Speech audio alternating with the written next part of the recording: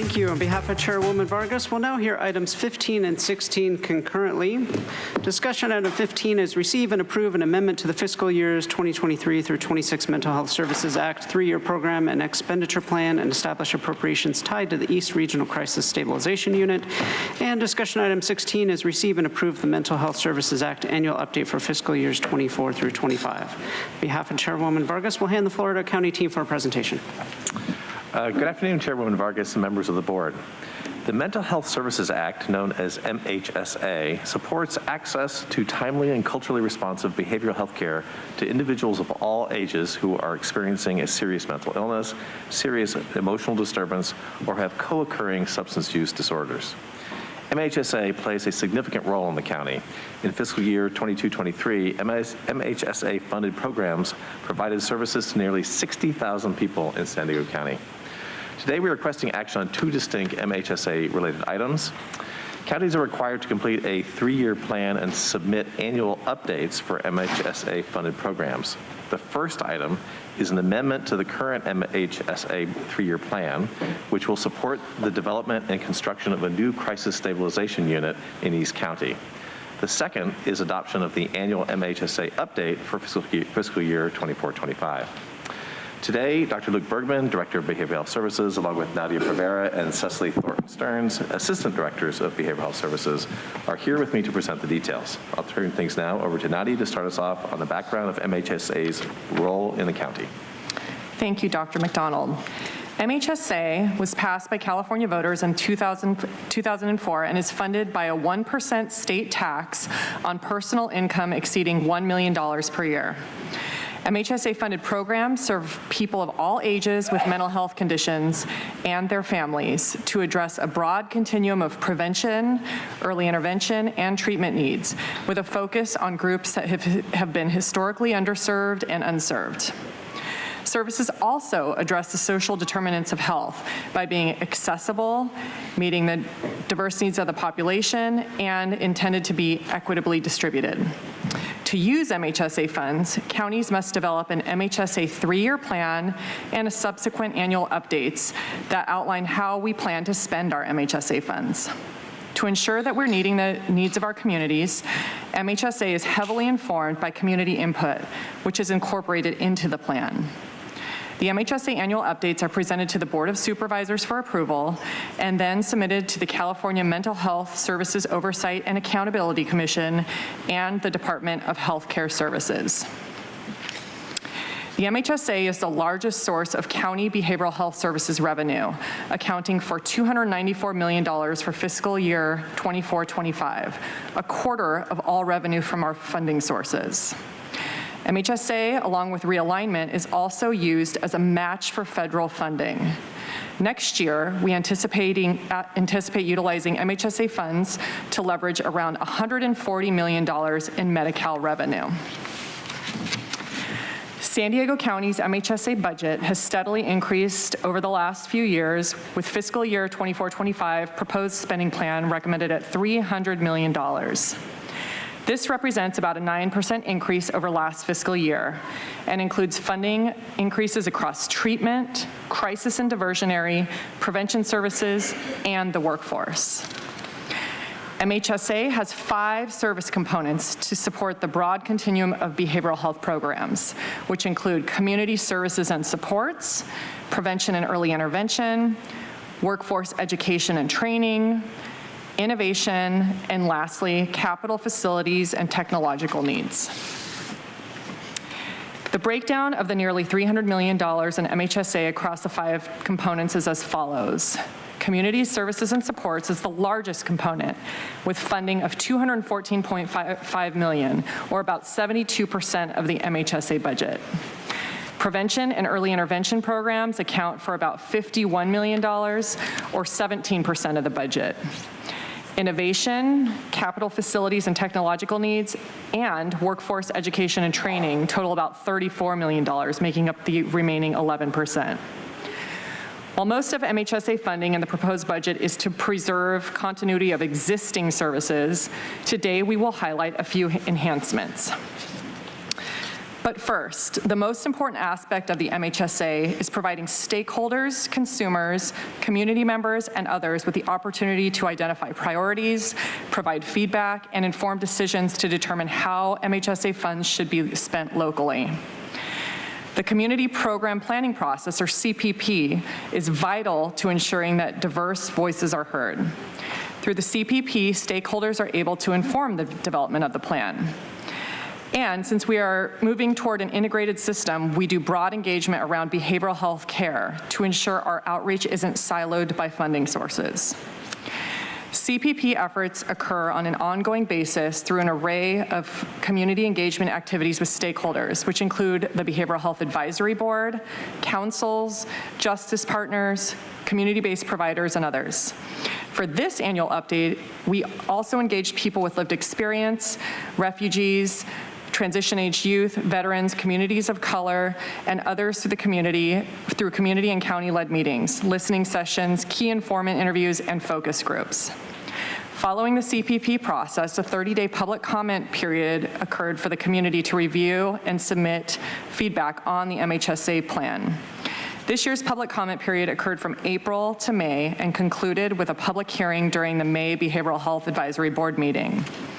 We also leveraged our existing partnerships to support engagement efforts, including the Community Experience Project with UC San Diego Health, which utilizes data to help identify and address unmet behavioral health needs in the county, and our collaboration with the Office of Equitable Communities. Before we go on into the MHSA update, I'll hand it over to Luke to first speak about the amendment to the existing MHSA 3-year plan. Thank you, Nadia. Today we're proposing an amendment to the current MHSA 3-year plan, which will shift $10 million of one-time funding from the Community Service and Supports component to capital facilities for the development and construction of the East Region Crisis Stabilization Unit, or CSU. This opportunity is made possible because we've been able to optimize Medi-Cal drawdown, which freed up funding for us to transfer to the capital facilities component. We will also recommend establishing appropriations of $23.3 million for the East Region CSU project to include the new MHSA funding. In addition to the $10 million of MHSA funding, the $23.3 million budget for the East Region CSU will include $9.8 million of opioid settlement funds and $3.5 million of institutional care hospital revenue. Capital Facilities and Technological Needs funds are for capital projects and technological capacity to improve service delivery to clients with mental health conditions and their families. The East Region CSU will provide immediate mental health support and treatment services in a therapeutic setting to adults in acute behavioral health distress who require urgent care beyond what an outpatient clinical service can provide. The CSU will bring much-needed short-term crisis capacity in the East Region and is anticipated to open next year. As part of our outreach for its development, the county engaged with hospital providers, city officials, elected representatives, the El Cajon Police Department, and community members, including neighbors of the site. All strongly agreed that this was a vital service to have within the city. Recent data have demonstrated that there's a high need for accessible behavioral health services in the East Region. The Healthy Places Index is used broadly throughout California to equitably direct funding and resources to neighborhoods where the health needs are highest. El Cajon, for example, was identified in the Healthy Places Index as an area of high need where additional health and social resources would positively impact the community. In addition, the map on this slide shows the density of behavioral health services customers for fiscal year 22-23 and where the East Crisis Stabilization Unit will be located, indicated by the red dot. The data tell us El Cajon has a relatively high volume of Medi-Cal customers and a high density of current county behavioral health clients, as shown on the map by the green circle, who would qualify for and directly benefit from behavioral health services being situated within their community, closer to where they live, which is a key goal of MHSA. This proposed transfer of funds is included within the MHSA annual update, and now to take us through the rest of the MHSA components and enhancements, I'll hand it over to Cecily. Thank you, Luke. Community services and supports provide comprehensive and community-based mental health services to people with serious mental illness using a client-centered wellness and recovery-focused approach, which may include housing. In fiscal year 24-25, we are proposing a number of enhancements to mental health treatment services. First, we are enhancing housing within full-service partnership assertive community treatment, or ACT programs. ACT is an evidence-based treatment model providing high-intensity, community-based treatment services, which may include housing supports to people with serious mental illness who are homeless or at risk of homelessness. Within county-operated strength-based case management, we are enhancing via housing rental assistance. These programs provide biopsychosocial rehabilitation services to resource management to help people achieve independence. We'll also be investing an additional $500,000 in adult mental health outpatient services to enhance care coordination, mobile outreach, and urgent walk-in services across several programs. We've allocated approximately 32% of fiscal year 24-25's community services and supports funding to serve youth under 25 years old. This allocation aligns with the demographics of San Diego County, where about 32% of our population are people under 25. Prevention and early intervention, or PEI services, are intended to prevent negative mental health outcomes by supporting people at risk of or indicating early signs of mental illness and connecting them to treatment and other resources. To support transition-age youth, we are investing an additional $1.44 million in short-term recuperative services and support program, which was formerly an innovations program. We'll add $2 million for SchoolLink, a partnership between the county and local school districts to provide behavioral health services at schools. The funding will support an online referral system to streamline student referrals and reports between schools and behavioral health providers. The Screening to Care program, which provides universal behavioral health screenings to middle school youth across the county, regardless of insurance status, was initially funded by ARPA funds. This program will now shift to PEI funding. As required by MHSA, a majority of the PEI funding must be allocated to serve people under 25 years old. As outlined in our plan, nearly 60% of our PEI budget will support people under the age of 25, therefore meeting this requirement. The workforce education and training component supports the development of a diverse public mental health care workforce through training and financial incentives. It also aims to improve the competency and diversity of the behavioral health workforce to better meet the needs of the people receiving care. Within this component, we will add nearly $500,000 for the Community Psychiatry Program for workforce training and psychiatric residency programs. This program addresses the shortage of people working in public behavioral health by providing support to psychiatry residents to be able to continue their fellowship within public behavioral health. We will also enhance funding for the Cultural Competence Academy, which provides training and public behavioral health staff focused on multicultural populations through trauma-informed trainings. Although we have continued to support workforce education and training programs, we have vast needs for additional investments to support recruiting and retaining the public behavioral health workforce. That is where innovations funding can help. Innovation programs are short-term, innovative approaches designed to improve the quality of services, promote collaboration, and increase access to services. To use innovation funds, counties must propose programs to the Mental Health Oversight and Accountability Commission for approval.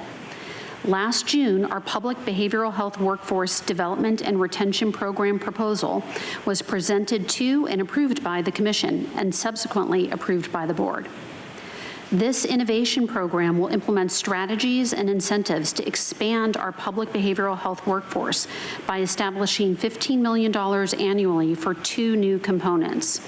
This includes an outcomes-based renewable training and tuition fund and an upskilling program to support members of the public behavioral health workforce in achieving licensure or certification. The request for proposal for this program was released on April 5th, and we anticipate the program beginning in fiscal year 24-25. Once the program is implemented, we estimate that nearly 3,000 individuals within the public behavioral health workforce, inclusive of county employees and community-based provider staff, will benefit over a 5-year period. To close this out, I will now turn the presentation over to Luke. Thanks, Cecily. This chart, which we have shared before in previous annual update presentations, demonstrates the volatility of MHSA revenue and outlines how we have utilized MHSA funds to support our continuum of care. We've taken a strategic approach with our MHSA funding that includes optimizing our federal drawdown and incorporating unspent MHSA funds to support service continuity when revenues are lower than expected. This has situated us in a position where we have not had to revert any MHSA funds to the state since the implementation of MHSA in 2004. And across the state, only $10.8 million of $28.2 billion, or less than 0.04% of total funding, has been reverted by all counties. And while you will see decreasing unspent MHSA funds available in future fiscal years, we're continuing to work to optimize federal drawdown, especially with the implementation of behavioral health payment reform this fiscal year. And of course, we're working toward the implementation of Prop 1, which will begin in fiscal year 26-27 and will likely have significant impacts on our MHSA revenue and expenditure estimates. Notably, the passage of Prop 1 converts the Mental Health Services Act to the Behavioral Health Services Act, and not only will it reduce our overall BHSA funding by 5% and shift prevention funding to the state, but it will also reconfigure how the funding is allocated and what services are eligible, prioritizing full-service partnerships and early intervention services. It also prioritizes housing, which will shift funding away from mental health treatment to non-clinical housing services. And while the BHSA will allow for flexibility of funds for substance use services, it doesn't increase funding. Therefore, there's an expectation of providing more services with less funding. Finally, the BHSA will also add extensive new reporting and outcome requirements for which we will need to ramp up. Prop 1 will also bring new funding opportunities through the $6.3 billion bond measure that will help build behavioral health and housing infrastructure. As directed by the board back in April, we'll be returning early next fiscal year with a proposed set of priorities for capital projects eligible for the bond funds to help guide county planning efforts. Again, today we will propose 2 distinct sets of actions with 2 votes. Our first item, item 15, requests the board to accept and approve the amendment to the MHSA 3-year plan, which will shift $10 million from the CSS component to the capital facilities and technological needs component to construct the East County CSU, and 2, to establish appropriations for the East County CSU capital project. Our second item, number 16, requests that you receive the fiscal year 24-25 MHSA annual update and approve its submission to the Commission and the state. Thank you, and we'll now take any questions. Thank you. We'll now hear from the individuals that requested to speak on this item. We have 11 requests to speak, 5 in person and 6 requesting to speak by phone. We also received 1 e-comment in favor. Any members of the public that requested to speak on items 15 and 16 by phone, please dial into the conference line using the instructions that were provided to you. We'll begin with the in-person speakers, starting with the individual in favor, followed by those in opposition. As your name is called, please come forward and stand against the east wall. I'd like to invite forward Paul, be followed by Mark, allegedly Audra, Consuelo, and Gambler. And again, these are items 15 and 16 that will be heard concurrently. You'll have 1 minute to address both of the items. We'll ask you to please state your name for the audio record. Okay, Paul, I think it's a good idea. Perhaps the money can even be leveraged to provide a relatively permanent bed or 2 for East County residents who need something more permanent. And I favor option 2, by the way, since the funding seems to be flexible. Now, involuntary treatment, anything beyond the current law is really a waste, I think. I mean, I think, you know, medical treatment should be voluntary. The more you restrict a person, the more you do involuntary stuff, the more he or she will resist. I guess my time's up. Thanks. Thank you. Next speaker, please.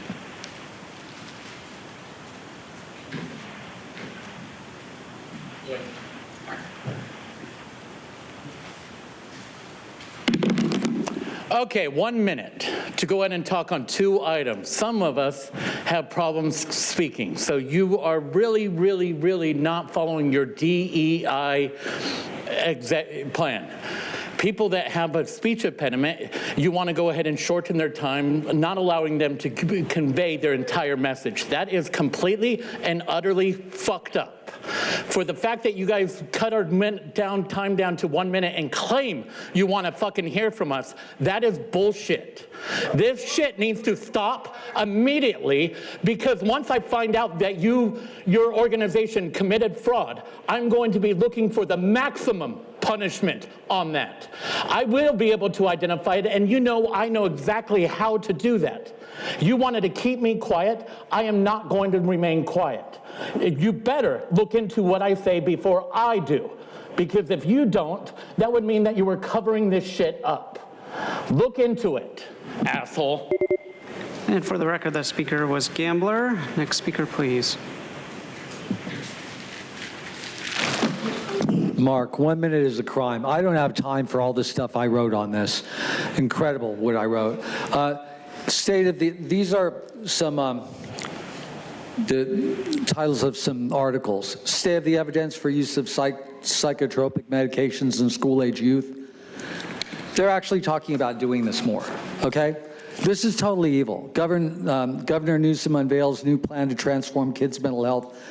This is total hell, because I mean, they're not talking about kids who are really severely mentally ill. Of course, they'll give them meds too. There are kids who just tap on their desk too much. They're getting Ritalin. These people are crazy. They shouldn't be in charge. I don't have any time left. You need to see The Minds of Men on YouTube to show you how corrupt the Psychiatric Association can be. Here's some times with some topics listed. And it's totally evil, and it's got to be stopped. Next speaker, please.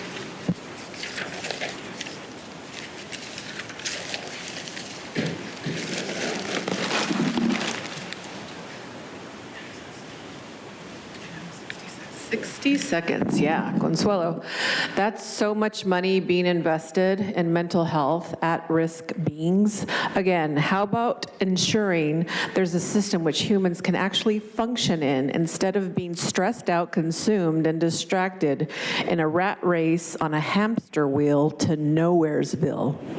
Message to the doubters of government: remain skeptical, question authority, demand accountability, ensure it exercises moral integrity, require it to justify its power and control. Think for yourselves. Next speaker, please.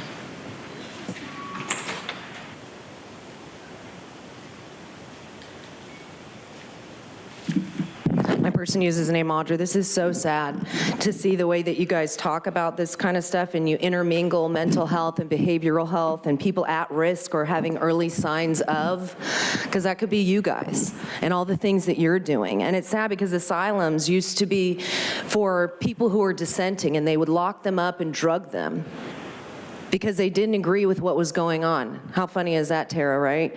And it's sad because children in foster care who are being sexually abused are given psychotropic drugs just because they were abused and they're having issues staying with their abuser. So we're willing to drug people up just to get them to comply, capitulate, and conform to everything that you guys are doing. And if they don't, then you're gonna drug them up. It's disturbing to see the way you guys talk about it and how much money you throw at it. You will reap what you have sown. Thank you. Now, Justin, that's your third warning. Justin, that's your third warning. We're going to ask you. That's my first, but fuck you. I'm going to ask you to please leave the chamber. Thank you. We'll now hear from the individuals. It's your third warning. Thank you. We'll now hear from the individual that requested to speak by phone.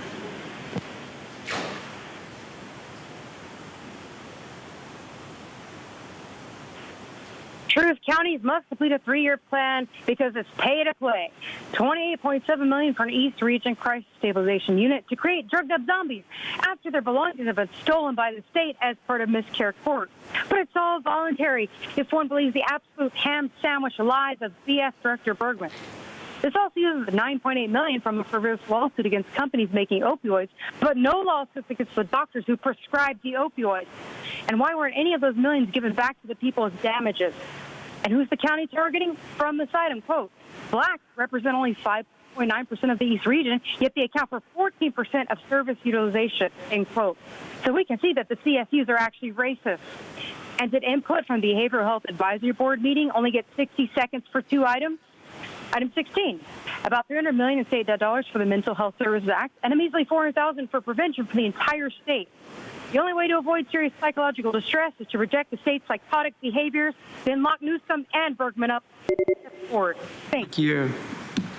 And Chairwoman Vargas, that concludes public comment on this item. The Chairwoman has comments that she would like to be read for this item. I'll just pull them up on the screen. Thank you for our Behavioral Health Services team for your work on the annual update. As we continue to plan our continuum of care and look to the future with the implementation of Prop 1 and SB 43, it is important that all our behavioral health services have equity at the forefront. We have to care for and advocate for the individuals in our region who are often the most vulnerable and underserved. It is vital that we meet people where they're at and reduce barriers for individuals to get the help they need. With that, I'm happy to make a motion to approve this item. Is there a second? Second. Through the chair, Supervisor Montgomery Stepp. Thank you very much. Just want to say thank you for this presentation and also answering questions. We were kind of going back and forth about some questions that we had around what appear to be budget cuts to certain programs. What I gather from those conversations is that the budget cuts include like program redesigning. And so there's sort of a different approach that ultimately results in a lesser amount being spent on certain programs. We had the wraparound services and also parent partner services were 2 of the ones that we pointed out. I just wanted you to be able to say anything about that if I got that right, or anything additional? Yeah, you do have that right. It's mostly about, us always working to optimize the money that comes either through MHSA or through Medi-Cal. And so there are opportunities in some cases to leverage other programs that do similar work that enable us to spend some MHSA money just more effectively elsewhere. And so that's why you see mostly those relatively small decreases. It's about program optimization and making sure that as a system, we're doing things as efficiently as possible. And I think that'll be even more important as we begin to feel the impacts of Prop 1 and what it's going to do. Anyway, okay, I support this item. Thank you. Thank you. On behalf of Chairwoman Vargas, any other comments? We have a motion by Chairwoman Vargas, seconded by Supervisor Anderson. Please vote. Chairwoman Vargas, that motion passes unanimously with all supervisors being present and voting aye.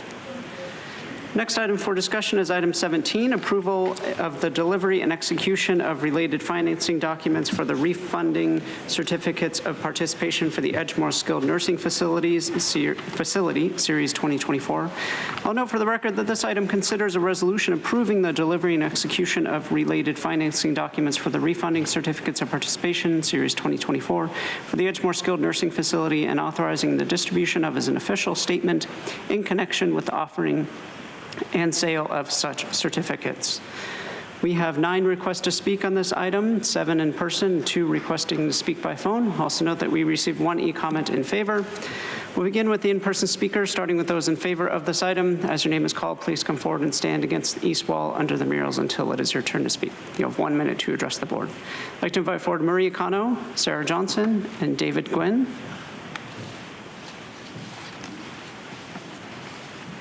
I'll ask you to please state your name for the audio record.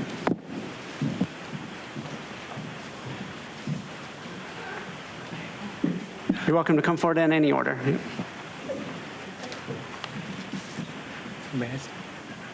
Hello, good morning, good afternoon, members of the board. My name is David, and I'm speaking on behalf of all my colleagues at Edgemore Hospital.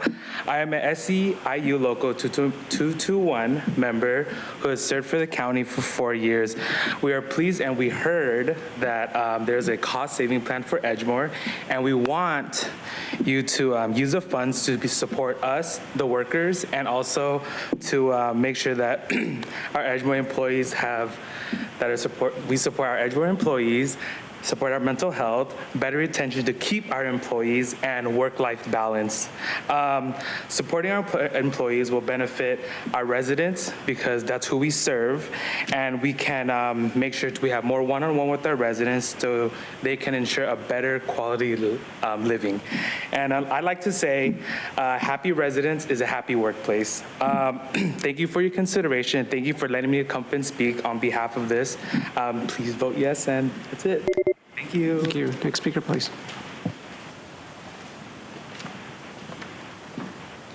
Good afternoon. My name is Maria Cano. I'm also a proud member of SEIU 221 and an employee of Edgemore for 9.5 years. As an employee of Edgemore, I have noticed variable differences on my patients. Sometimes a change of characters, going through different staff members does play a great impact on their behaviors. It also plays a great impact of having short staff. So that's why we ask for your support and approve this, so that doesn't impact us. It will maintain our staff, and it won't decrease any more of our staff. So it's also very important to maintain a healthy role for our residents. It also will turn out to bring them a better impact because they will see more familiar faces, not seeing somebody different every day. Being somebody familiar, somebody they know, brings some better joy and a... Thank you. Thank you. As the next speaker is coming forward, I'd like to invite the speakers in opposition, Mark, allegedly Audra, Consuelo, and Paul the Bold. And again, for any members of the public that requested to speak on item 17 by phone, please dial into the conference line using the instructions provided to you.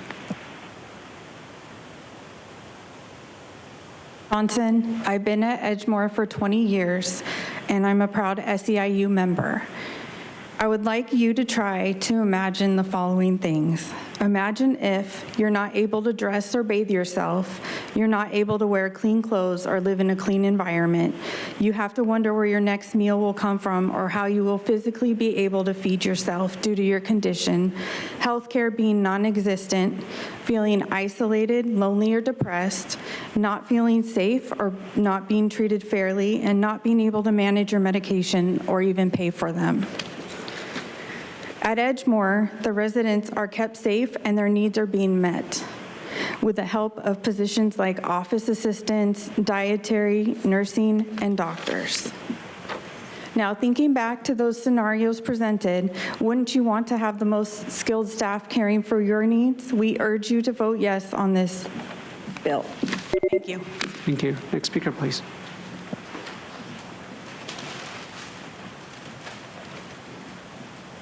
I've called your name. Please come forward. It's Mark, Audra, Consuelo, Paul the Bold. Mark, I'm not going to pretend to know a lot about this agenda item. So it looks to me, of course, on the surface of it like there are some certificates of participation you're using to pay the nursing staff, but I really don't know. The one thing I can say that I'm relatively certain of is that the CEOs are getting most of the money. There are middlemen. It's everything with government is a giant scam, everything. The amount of money they spend of ours and the amount that actually goes toward the purpose it was designated for is always atrocious. And I'm sure this is no exception. Next speaker, please.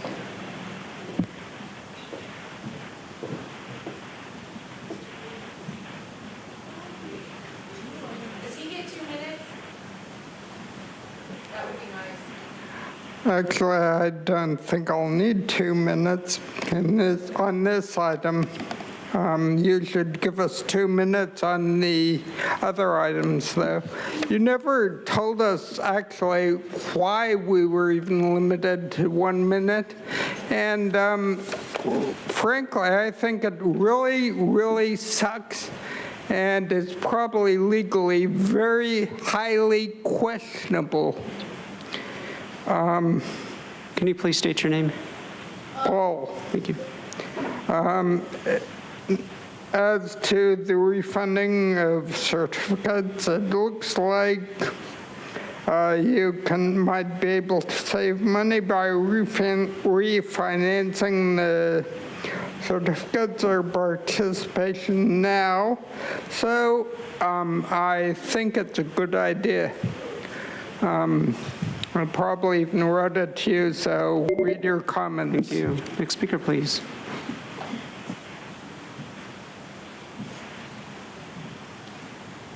Yeah, for equity, you should give Paul 2 minutes. It's pretty sad. My person uses the name Audra, so, sadly, everything that we deal with here is a business. These skilled nursing facilities are a business. People have taken and given their families to the government to take care of them, which is really sad because it used to be that the families used to take care of their own family. And how many people at this facility have died from the bioweapon that they've been injected with, that they couldn't stay unless they took? Because Jana, whose mother passed away from being in one of these facilities, was jabbed 5 times within 6 months and wound up dying. How many more has that happened to because you're saying this is better for your health? These places don't have good conditions in them, no matter what you say. I mean, look at the food they get. Nobody wants to eat that. But these people get shoved away, pushed back in the corner so they can be forgotten about.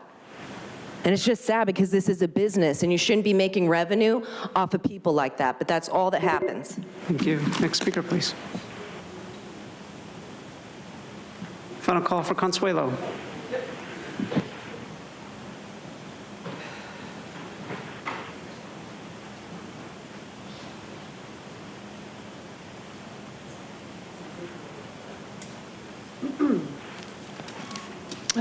Yeah, Consuelo.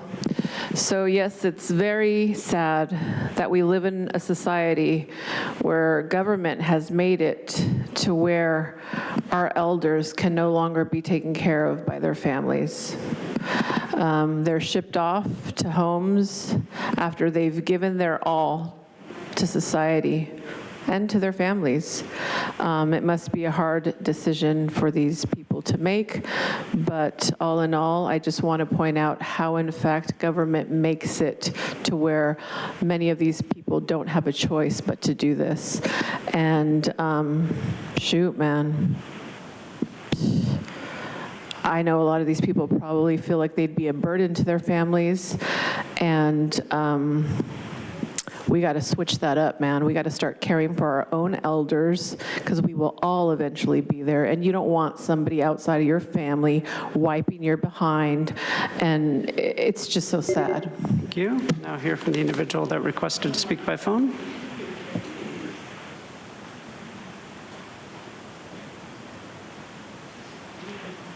Truth, everyone deserves certificates of participation for suffering through these meetings. The fact that the county even has long-term financial obligations shows just how much of a corporation this is. There's even a debt advisory committee overseeing $44.3 million in debt just for Edgemore. This is a place that if someone visits, they'll see zombies walking by or sitting in their wheelchairs smoking cigarettes out front. It does not screen care or rehabilitation in any way. And Edgemore employees have been caught speeding and running stop signs. So in order to see real long-term solvency, the county corporation should refund all this $93.7 million back to the taxpayers and eventually close down this crazy house known as Edgemore, whose purple shirt minions do nothing but come to these meetings and beg for more of our money. Because these alleged savings would actually be shared with the state. They'll be getting their unearned share of taxpayer money back. Who's even going to be the high bidder purchaser for the 2024 refunding COP? That would be the business that actually owns the county debt, Edgemore, and perhaps will influence over those currently running the county. Sounds like another conflict of interest. Business as usual. Lock up SEIU. Thank you. And Chairwoman Vargas, that concludes public comment on this item. On behalf of Chairwoman Vargas, do any of her colleagues have any comments? Is there a motion or something? Thank you. We have a motion by Supervisor Desmond, second by Supervisor Montgomery Steppe. Please vote.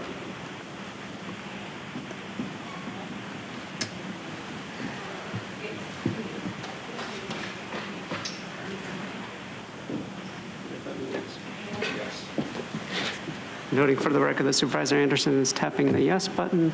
That motion passes unanimously with all supervisors being present and voting aye.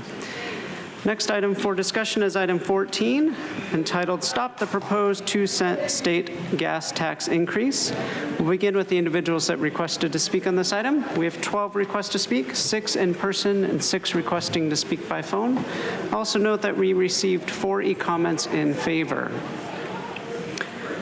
We'll begin with the speakers in person on this item again. For those that requested to speak by phone, on item 14, please dial into the conference line using the instructions that were provided to you. We'll start with those in favor. I'd like to invite forward Oliver Twist, Mark, Paul, and Pam. If I've called your name, please come forward. You'll have 1 minute to address the board. I'll ask you to please state your name for the audio record.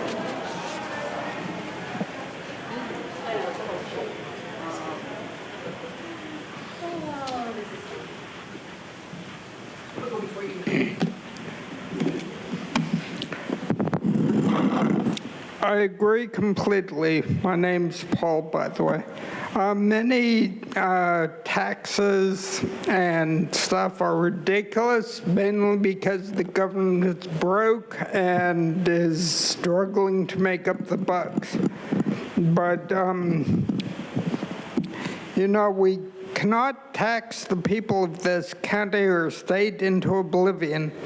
Whoever doesn't flee the state because of high taxes, wasted money, and improper management. And we should put the brakes on the housing prices by capping rent increases at the cost of living rather than an arbitrary percentage. And we need to control utility costs. But thank you, Jim, for proposing this letter against the 2-cent tax. Thank you. Next speaker, please. Funny. Okay.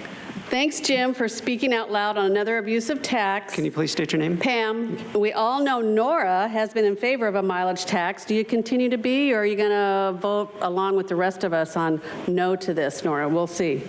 And we know the state plans to implement a pilot program to establish a mileage tax as well as to monitor travel. Every board member must vote in favor to stop this tax. If not, it is obvious you don't care for any resident in this county. And I always wonder, when everyone has an EV car, what's going to happen to the millions of combustible engine cars? Are they just going to rust and fade into the earth? There's never a plan for that. Haven't heard that. As the next speaker is coming forward, I'd like to invite the speakers in opposition, allegedly Audra and Consuelo. Hi, Oliver Twist. So just a quick congratulations to Ebony today, and a big kudos to Sarah for the amazing job she's done selfishly, knowing she wasn't going to be able to put in. You have served very well, and thank you from the taxpayers. For this item, thank you for Jim for bringing it forward. People are really hurting. I'm telling you, I was unexpectedly at the gas station this morning, and a man had a big truck, and I asked him how much did it cost. He said he spent $120 about every week and a half to fill that up, so about $350 a month, which used to be back in the day a car payment. Now it's your gas bill. So people are hurting, and please, please be in support of this opposition. You talk about equity, please show it by voting yes on this. Thank you. Thank you. Next speaker, please. Mark, of course you'll stop the gas tax to look good, but that's a moot point. The real truth is you're doing your SANDAG UN Agenda 21 goals, and these plans are like managed lanes, meaning toll roads. on roads that we built for us to use for ourselves. Well, we paid to have built with taxes. And you've got plans for putting devices in our cars so you can check our mileage or even tell exactly where we go and monitor our every movement. It's so freaking totalitarian. People shouldn't put up with it. It's all totally corrupt. And even though people have been very clear that they don't want any gas tax, you guys are going to try and do all this anyway. If you guys don't think all this corruption could really happen, see this video on our money system from 6 minutes and 40 seconds to 24 minutes, and tell me if there's anything a government doing this couldn't do. That's total corruption. Next speaker, please.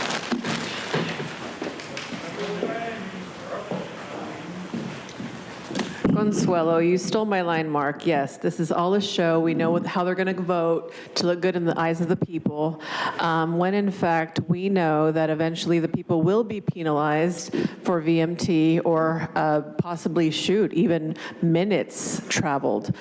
So again, this is to save face, and it's just a show. Gosh, what else was I going to say regarding this? Yeah, the equity. The equity is that they'll be having toll roads on every freaking freeway to penalize drivers, to eventually have us all be taking the buses that nobody uses or bike lanes that nobody uses. Hardly anyone. I shouldn't say nobody, but hardly anyone. People just need to start paying attention. Honestly, this is how we're going, and I regrettably did an interview with somebody, and I know they're going to spin it, but my message is to get involved. Get involved, people. Speaker, please.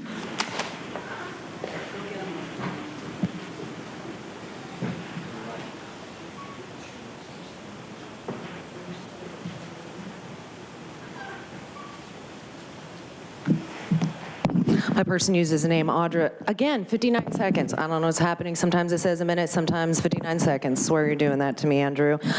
This has nothing to do with like stopping a tax. This is a bait and switch where it's like, oh, we're going to take this away. But the goal is for us to not be driving. And you have to change the people's behaviors. That's what you guys talk about all the time. That's what's talked about in Sandag. And it actually is probably going to be vehicle seconds traveled. Because then you can de-incentivize people from doing it. It's about total control. It has nothing to do with saving people money, because this is all coming down the pipe. Even if we get in electric vehicles, it doesn't matter. This talk is that we still have to get people out of their cars. Yep. So when are you going to get out of your cars? Because you're not, but you want everybody else to. And it is a bait and switch. It has nothing to do with stopping this tax. There's still going to be punitive taxes coming down the pipe. Thank you. We'll now hear from the individuals that requested to speak by phone. We'll start with our first caller.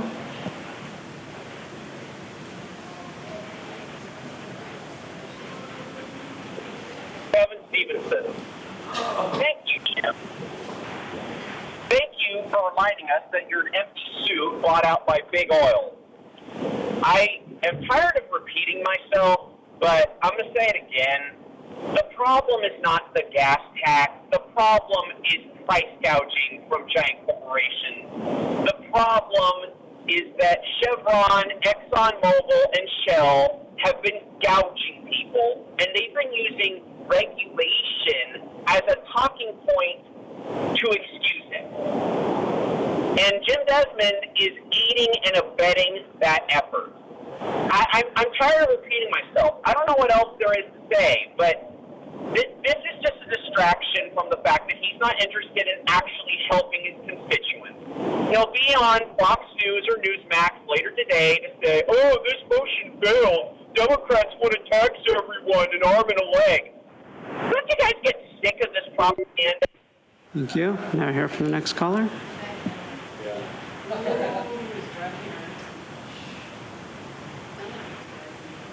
Truth, we're all sick of the propaganda. Thanks, Jim, for introducing more political theater during campaign season. This stuff is really going on. We just sit here and have theater all day. Stack another county letter in the state's burn pile. If any of you really care about the highest utility costs in the nation, out-of-control housing costs and inflation, then why didn't any of you stand against the lockdowns that destroyed businesses, resulted in increased suicides and deaths? That's how we got here. The refusal of those elected to just say no to state or federal mandates. We should be paying out 50 cents a gallon if only our country's treasonous corporations would stop exporting our natural gas to other countries via the free trade agreements.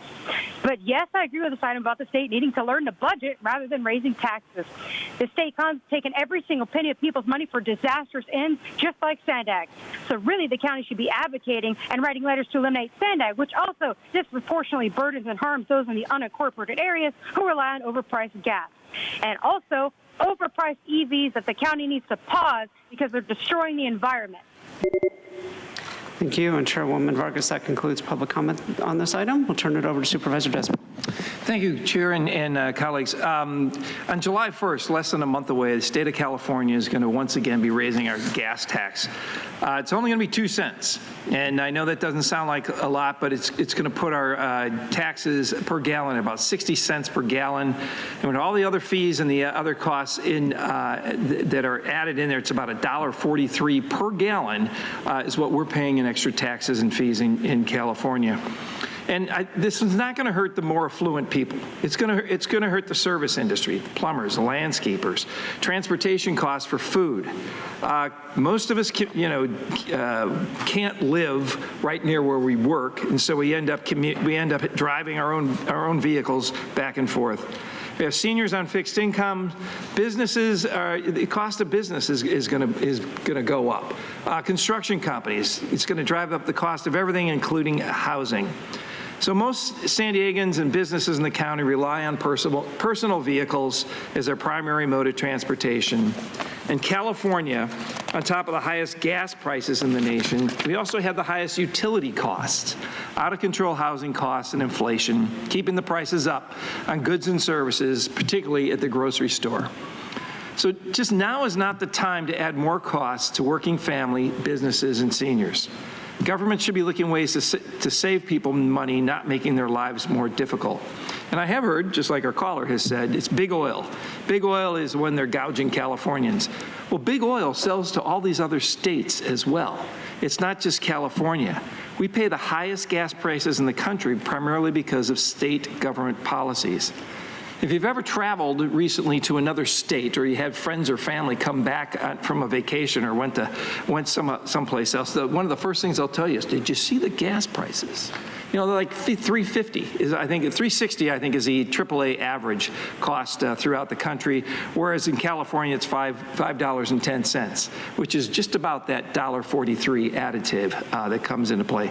So I'm urging my colleagues to support me in a request to at least send a letter to the governor and our state legislation to halt this year's gas tax increase. So I'll make that a motion. Is there a second? I'll second. Thank you. We have a motion by Supervisor Desmond, a second by Supervisor Anderson. Any additional comments? Please vote. Oh, pardon me. Supervisor Montgomery-Stepp. Now I look like I'm spending up all you guys' time. Okay. I just want to, first of all, thank you, Supervisor Desmond, for bringing this forward. I actually do think that we need to talk about big oil and talk about corporations, generally speaking, because I think they are a part of the problem.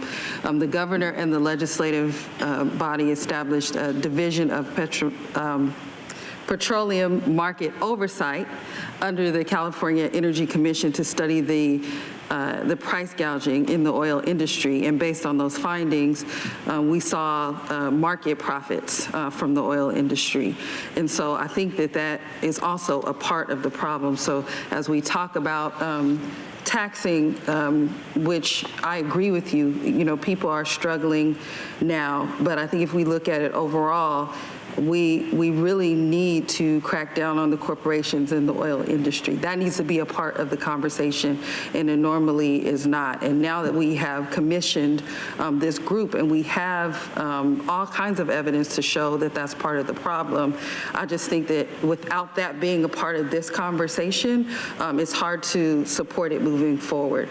I do think we have to be responsible to find more innovative ways to fund our roads. Also, as people transition over to electric vehicles, a lot of people are not able to afford electric vehicles, and the the issue is the burden will be on lower income communities because they are in a position to pay for more gas. I'd also have a problem with that. So what about expanding this to include some of the statistics that we see from this oversight board as a part, if we talk about solutions and not just sending a letter to the governor and the state delegation, that we also include big oil in this conversation.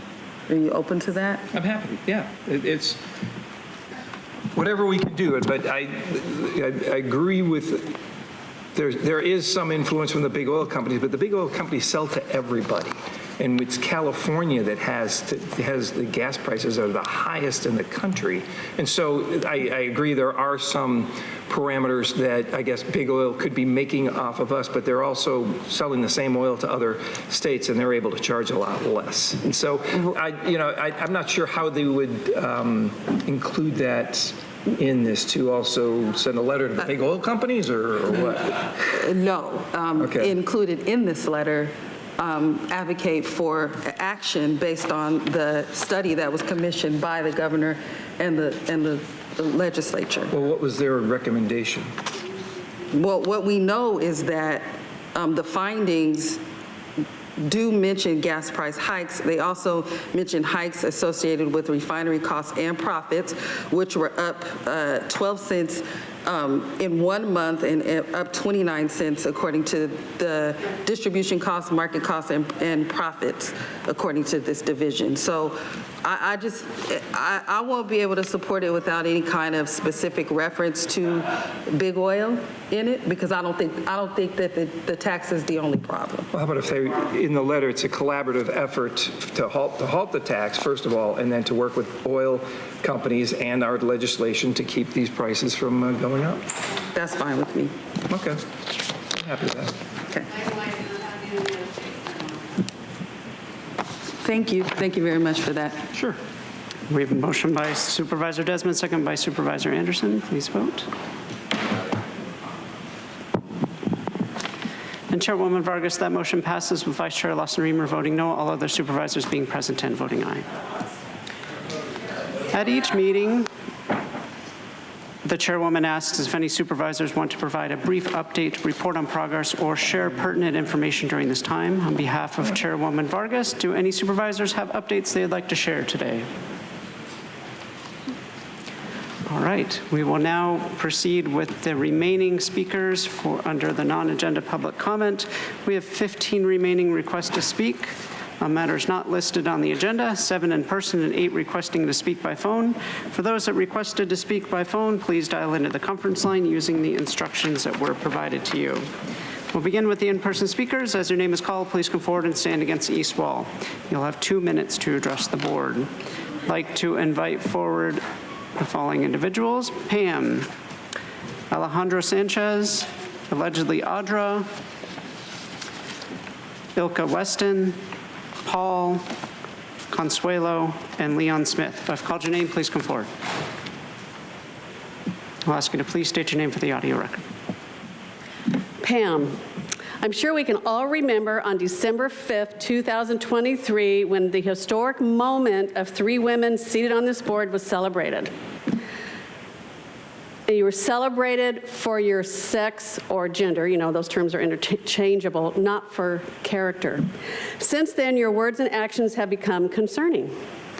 Tara is doing theater up there and always pushing the hardcore agenda of abortion and claiming men can be women.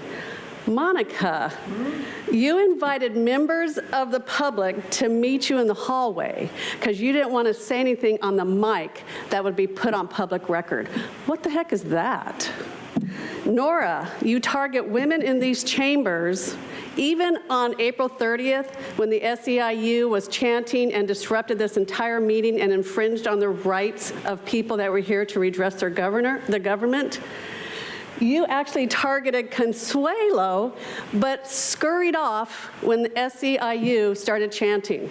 And you allowed that to continue way too long, and then you kept those of us that didn't act like that in a room as if we were misbehaved children, while the SEIU group left because they don't care about anything else that goes on in these chambers. But you punished us sitting in there. I haven't been sent to my room since I was probably 6. And Nora, targeting these women and then also putting your insulting comments on social media where they will be in perpetuity.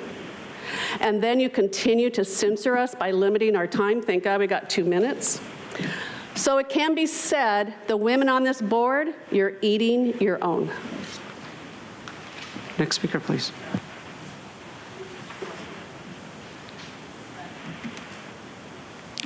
Hello, Paul Bold.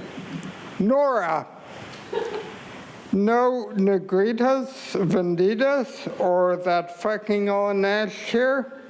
As you pointed out, sorry if I offend, but seriously, what goes around comes around. That is the gist of California Constitution, Article 1, Section 2. Which goes a bit further than the U.S. Constitution. It says, every person, quote, may speak freely, write, and publish his or her sentiments on all subjects, being responsible for the abuse of this right. A law may not restrain or abridge liberty of speech or press.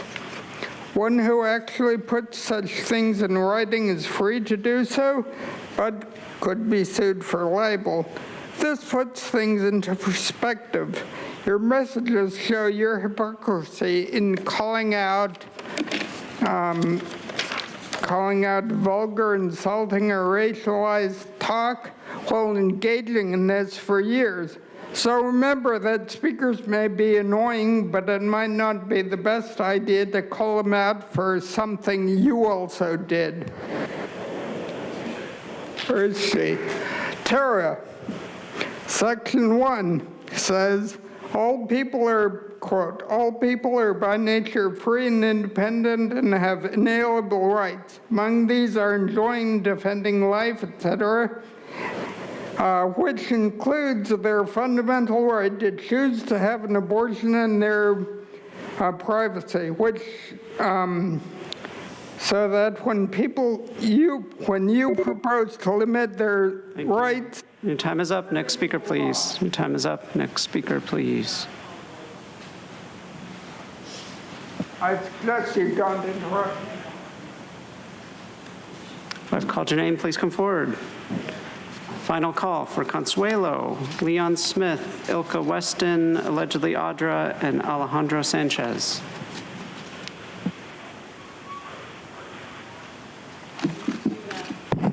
My person used his name Audra, so what a great time of silencing the people today. And that just happens all the time. But it's interesting when you're covering a border invasion that none of you are paying attention to. But it's interesting to see them get these pieces of paper from the Mexican government and immigration to tell them exactly where to go in America. But that is normal, right? For them to tell you which open-air detention site to go to. Right? And then not all of them are being used at the same time. It's whichever one they're being directed to, whether it be from Mexican immigration or the cartel. And so it's so great because it's a great money-making opportunity, right? Like SBCS getting the $6 million that they got and spending $2 million of it on their employees. Right? I mean, that's the way it works. I mean, what a great business. And now it's going to be interesting to see where you guys put this new long-term transfer site. Cannot wait to find it, because you guys are going to try and do everything in your power to make sure the people don't know where it is, where their money is going. But it will be found, and it will be exposed, because what you guys are doing is treason. You are traitors to the United States for engaging in this invasion and not giving two shits that a little girl has been raped. Yes, Jim. You were talking about Lakin. How about the 5-year-old girl here that has been raped?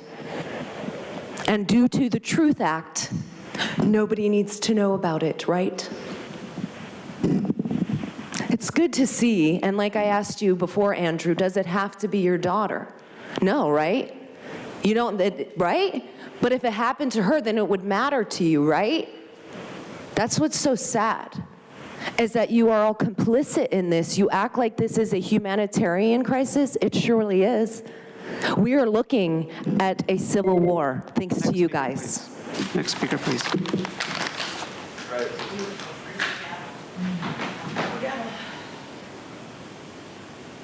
Nora couldn't handle it, man. Nora couldn't handle it. Gosh, it's too humbling for a narcissist.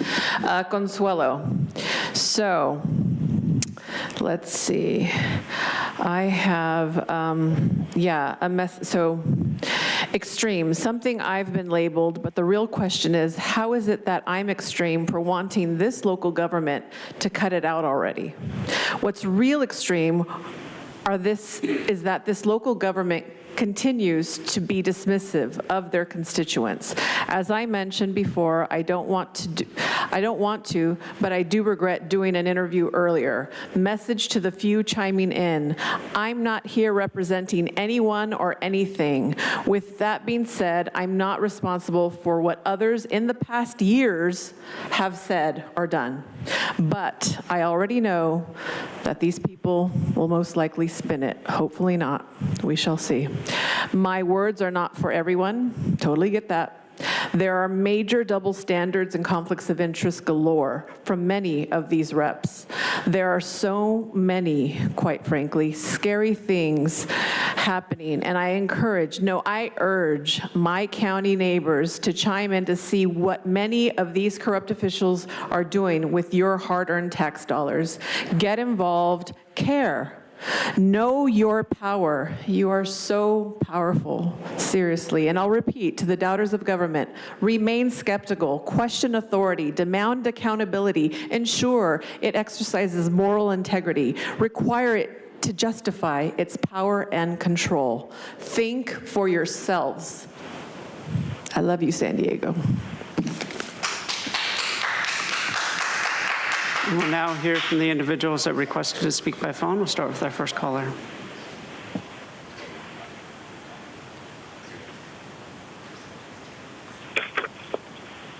Good afternoon. My name is Becky Rapp. I'm a parent and a public health educator concerned regarding the misrepresentation of pot products. The pot industry often portrays a message completely contrary to the good public health information. We've witnessed this with the tobacco industry as they've hooked millions of people based on lies of health and wellness. Today, I wanted to bring to your attention an advertisement posted in the North County Daily Star publication several weeks ago titled, "Take a sip and fill the lift, cannabis-infused drinks. It's time to celebrate with cannabis-infused beverages." The article goes on to say, the Cake House has a nice selection. You'll definitely want to try our Mary Jones sodas to easily help you feel medicated and feeling great. Get the ultimate balance of feeling pain-free and energetic, or you can get something to help you sleep. We have the best flavors. You'll want to try some of everything. Wow, it sure sounds like Mary Jones drinks are the cure-all for anything and everything. However, this article neglected to point out the serious consequences of drinking Mary Jones. May 30th, the California Department of Public Health warned consumers not to drink Mary Jones infused sodas, specifically because they're mislabeled and contain specific ingredients prohibited under state law. Industrial hemp products are legal in California, but are prohibited under state law from containing THC isolates.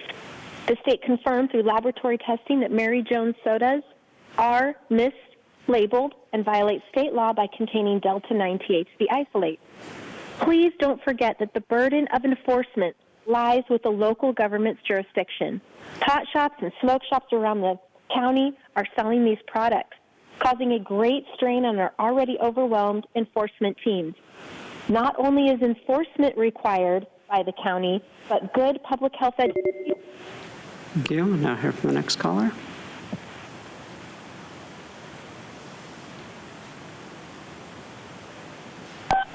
It's true. First, I want to say for the record that it was my recommendation to the APCD to install air purifiers everywhere. And I said that at a Sandag Borders Committee last year.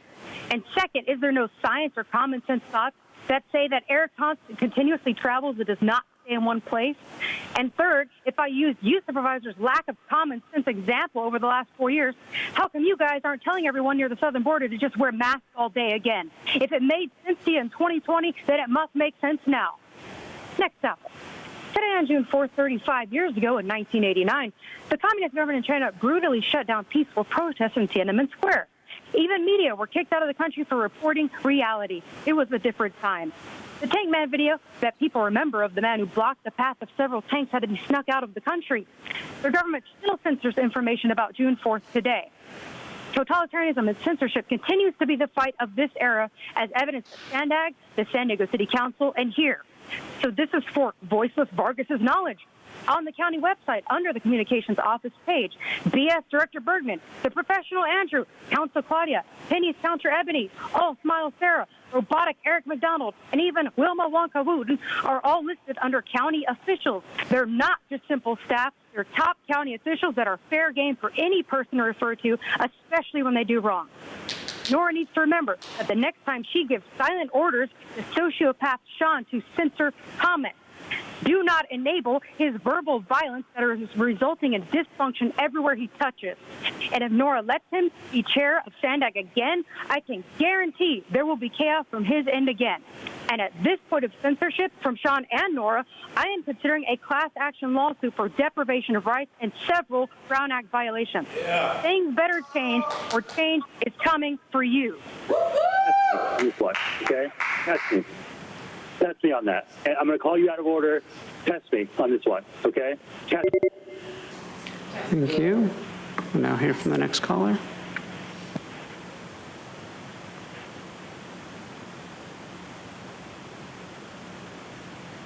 Good afternoon, Board of Supervisors. This is Ann Riddle. I came today to share with you an article that I clipped from the Wall Street Journal last week. Because we have a family pharmacy, I was taken with this doctor who is from Rockefeller Neuroscience Institute made regarding the opioid addiction crisis in Appalachia. He said that he sees striking parallels between big pharma, opioids, and big pharma with an F, which is marijuana, from his work in psychiatric hospitals, where he notices that patients suffering from complications due to cannabis exist, and he is seeing psychosis, addiction, anxiety, depression, mania, and suicidal thoughts. He is concerned that this is especially true for the teenage and young adult population in the psychiatric hospitals over which he has medical jurisdiction. He is concerned that the pain pill epidemic that was birthed a couple of decades ago happened because no one seemed to care as long as a profit was being made. Now he sees, 20 years later, the same thing seems to be going on regarding marijuana and creating a huge expense of suffering both to the people and to the resources of the city and the counties who try to find solutions for these problems for the patients as well as their families. He makes the comment that it's tragic we don't seem to learn from the hard-earned lessons of the past with opioids as we look at marijuana's influence in creating mental health problems now. Thank you. Thank you. Now hear from the next caller.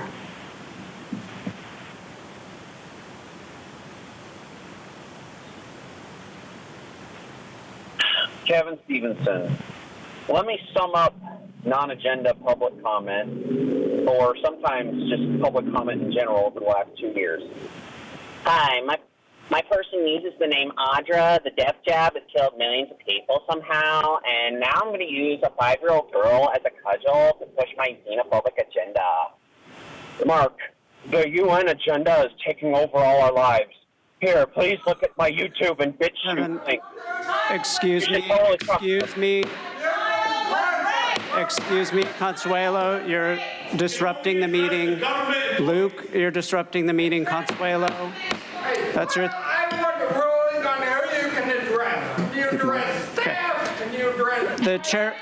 The chairwoman is asking that Consuelo, Paul, and Luke please leave the chamber for your disruptions. You repeatedly have disrupted the meeting. The chairwoman is asking you to leave. Kevin Stevenson is driving. Monkeypox. The chairwoman is asking you to leave, Luke. This is your third warning then. I haven't had any other warnings. Now you're up to 3, as the chairwoman indicated. Are you kidding me? Luke, you're asking to please leave the chamber. I can't wait until truth has that. Fuck you. I didn't even have any other warnings. That's fucked up. When it's in all the newspapers across the country, I'll tell you. You can't do that. You have rules. No, I know you don't. See, I didn't. We'll now unmute the caller and restart your time. I apologize. I didn't mean to start a ruckus. I just thought that kind of sums up public comment better than I ever could. I could go on. Michael, COVID is a scam. Please buy my shirts. Gambler here. There's tons of voter fraud. Voter fraud is bad. And yet I encourage people to commit voter fraud on Twitter. Consuelo, government is authoritarian. Don't trust them. Truth. Nora and Sandag are bad. Now I'm going to play some Oompa Loompa audio out of context for no reason at all. Public comment is amusing sometimes. You know, I'm sorry if I poked the bear, so to speak. I didn't mean to get... I'm sorry if I gave you guys a hard time, but, you know, public comment, it should mean something. And Kevin, per the chair, please focus comments not on individuals, but on the boards, within the board's jurisdiction. Thank you. No, I hear you. Sorry about that. Thank you. Yeah, that's pretty much it. Thank you. Now hear from the next caller.